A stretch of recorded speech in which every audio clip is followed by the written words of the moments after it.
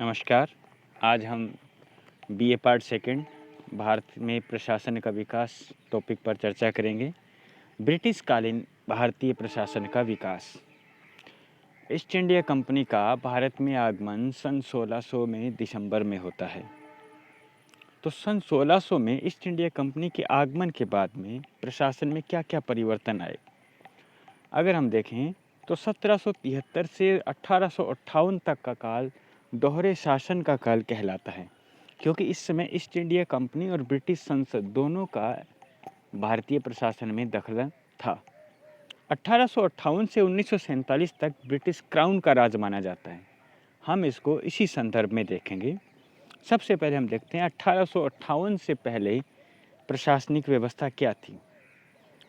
अगर हम मोटे तौर पर देखें तो एक संचालक मंडल था, उसके द्वारा नियुक्त गवर्नर और उसकी परिषद कंपनी का शासन मनमाने तरीके से बम्बई, मद्रास और बंगाल में चलाती थी।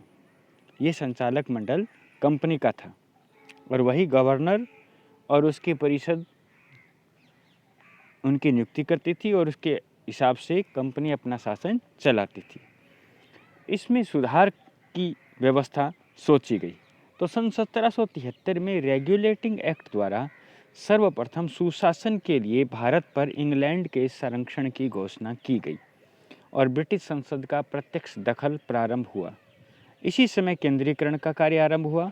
बम्बई व मद्रास प्रेसिडेंसी को कलकत्ता प्रेसिडेंसी के अधीन करके गवर्नर जनरल व परिषद को सौंपा गया। इसमें सुधार के लिए सन 1784 में पिट्स इंडिया एक्ट आया, जिसने गवर्नर जनरल की शक्तियों में और वृद्धि की और नियंत्रक मंडल 6 सदस्य की स्थापना की। 1786 के एक्ट में गवर्नर जनरल को मुख्य सेनापति बनाया गया। उसके उपरांत 1833 के एक्ट में कंपनी के एकाधिकार की समाप्ति की घोषणा की गई। संपूर्ण भारत के लिए विधि निर्माण का कार्य गवर्नर जनरल व परिषद को सौंपा गया, यानी केंद्रीकृत प्रशासन की स्थापना की गई। 1858 से 1917 तक प्रशासनिक व्यवस्था को देखें तो 1857 की क्रांति के बाद 1858 का एक्ट आया, जिसमें ईस्ट इंडिया कंपनी की जगह ब्रिटिश संसद का शासन भारत में प्रारंभ हो गया।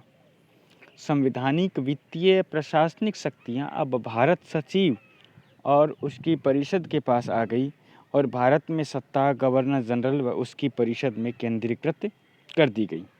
1861 का भारत परिषद एक्ट पहली बार प्रांतीय व्यवस्थापिकाओं की स्थापना करता है, जिसमें गवर्नर जनरल को विधि निर्माण में भारतीयों का सहयोग मिला। बम्बई, मद्रास सरकारों को पुनः विधि निर्माण का अधिकार दिया गया। 1892 का भारत परिषद एक्ट केंद्रीय व प्रांतीय परिषदों की सदस्य संख्या में वृद्धि करता है। 1909 का एक्ट व्यवस्थापिका सदस्यों की संख्या में वृद्धि करता है और सांप्रदायिक निर्वाचन प्रणाली का सूत्रपात करता है। 1919 का मॉन्टफोर्ड सुधार भारत में स्वशासन की स्थापना का प्रयास माना जाता है। इसके तहत प्रांतों में द्वैध शासन की स्थापना की गई।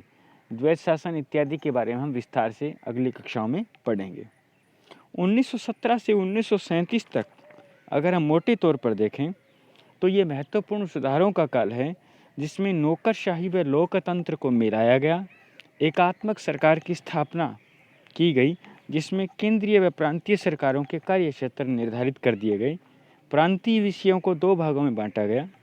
संरक्षित, जो गवर्नर जनरल को सौंपे गए, और हस्तांतरित, जो लोकप्रिय मंत्रियों को सौंपे गए, यानी स्थानीय स्वशासन की शुरुआत हुई। केंद्र में गवर्नर जनरल की कार्यपालिका परिषद में 3 भारतीय सदस्यों, केंद्रीय विधायिका या व्यवस्थापिका में 140 संख्या की गई। अर्थात गवर्नर जनरल की कार्यपालिका परिषद में 3 भारतीय सदस्य शामिल किए गए।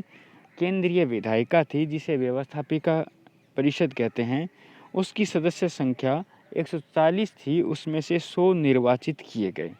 इस प्रकार भारतीय प्रशासन का धीरे धीरे सुधार व विकास होता गया। धन्यवाद।